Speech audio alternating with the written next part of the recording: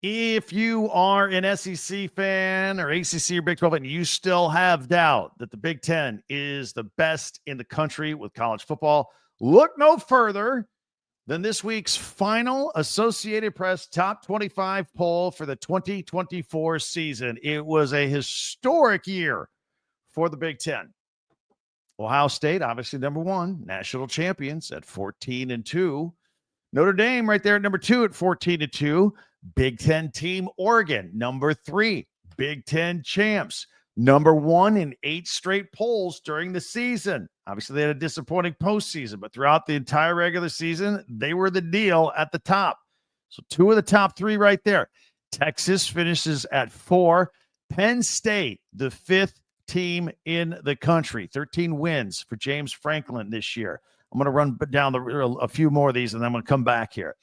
We've got Georgia at number 6. Arizona State comes in at 7. Boise State in their great running game at number 8.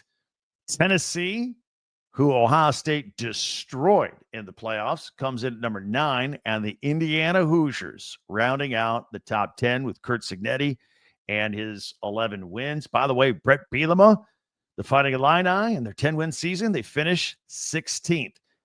5 Big Ten teams in the top 16, 4 in the top 10, and for the first time ever in the Associated Press final season poll, the Big Ten has 3 of the top 5 teams in that final poll. How about that?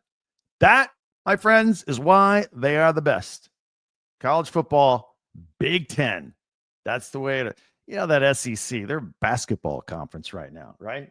No, congratulations. So it was a historic year in the Big Ten. Absolutely phenomenal. Speaking of Penn State and being in this poll, I have some news about them as well. Great year. Obviously, came up short in the playoffs in the semifinal. The runner-up to Notre Dame lost by 3 points. But a position to keep an eye on, and a position to always keep an eye on with Penn State, is at wide receiver. It's been a problem, in my opinion. It's the one thing that's been holding them back from taking that next step. And I guess technically they took a next step this year to get into the semifinals. But if they want to win a national championship, they gotta start airing some things out here. So Harrison Wallace III and Amari Evans have both hit the transfer portal. Of course, many of you have probably heard that by now. Wallace, he's going to jump on the Lane train. And he's going to play for Lane Kiffin at Ole Miss for his final year of eligibility. He had 46 catches and 720 yards and a touchdown for Penn State. Andy Kotelnicki, the offensive coordinator this year. As far as Evans goes, he visited the Washington Huskies this week. 21 catches and 5 touchdowns this year, 415 yards. He has 1 more year of eligibility left. And with Wallace and Evans leaving, and of course, tight end Ty Warren, who we love talking about on this podcast this year, he's headed for the NFL. But they do have quarterback Drew Aller coming back, and offensive coordinator Andy Kotelnicki. They still need some speed and some firepower on the outside. Still have the running game with Allen and Singleton coming back. That's great, but they got to have some targets to throw down to and to stretch out that defense that they're playing against. So far, James Franklin has landed USC wide receiver Kyron Hudson. Remember, USC had a plethora of wide receivers in the wide receiver room this year, and I think almost all of them scattered on and left Lincoln Riley, and one of them landed at Penn State, Kyron Hudson, and Troy wide receiver Devontae Ross. So that's a start. It's a start in the right direction, but that is the area you got to keep an eye on for Penn State.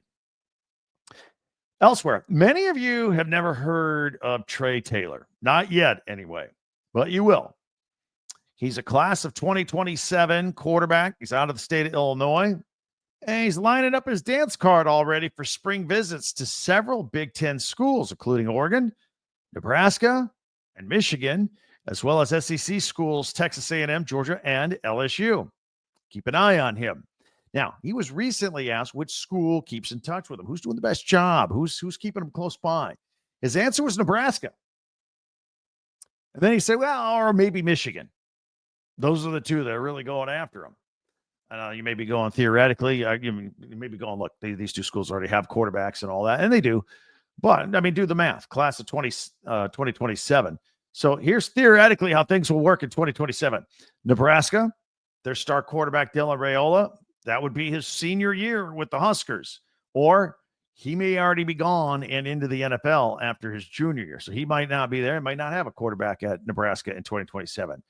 Michigan's new number one recruit, Bryce Underwood, he would presumably be a junior at this point. So the next group coming in, class of 2020. Can you believe we're talking about 2027 already? That's unreal.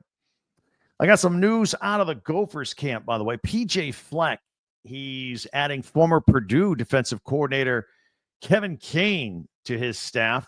He's going to have, he's not going to be defensive coordinator. He's going to be like on-field coaching, some sort of role on the defense. The Gopher defensive staff has undergone some changes here. Their old defensive coordinator, Corey Heatherman, who I thought did a pretty good job, he left to go to Miami, who desperately needed a defensive coordinator down there. That's what cost them from getting in the playoffs. And Minnesota then promoted safeties coach Danny Collins, defensive coordinator. But they're lining up that defensive staff right now as we speak.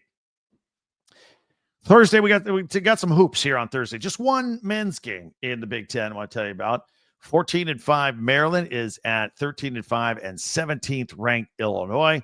That is 9 p.m. Eastern, 6 o'clock Pacific on FS1. In fact, it's part of a women's-men's doubleheader. Women's basketball moving forward. Tonight, we got a top 25. Actually, it's a top 12 matchup. Number 8, Maryland is at number 12, Ohio State. That's at 6 p.m. Eastern on the Big Ten Network. But that other FS1 game I was telling you about, number 1 and undefeated UCLA, the ladies, 18-0 at Rutgers, 7 o'clock Eastern, 4 o'clock Pacific. That's on FS1. So, doubleheader on FS1 starts off with the women's game, UCLA at Rutgers, followed by the men's game, Maryland at Illinois. And there's one other women's game to tell you about here tonight, Illinois and Northwestern. Battle of the state of Illinois. That's at 8 o'clock Eastern on the Big Ten Network. All right, so a lot of great hoops, a lot of big women's hoops on Thursday night as well. As long as we're looking at TV schedules, we always like to do this on Thursday and look ahead to the upcoming weekend in the Big Ten Network with Big Ten Classics and Big Ten Live action. That's all coming up in 1 minute right here on Locked On Big Ten. If you want to go to games and you need tickets, Game Time. Get that app. Get it on the phone. Get it on your device. You can attend these NFL playoff games last second. Jump on.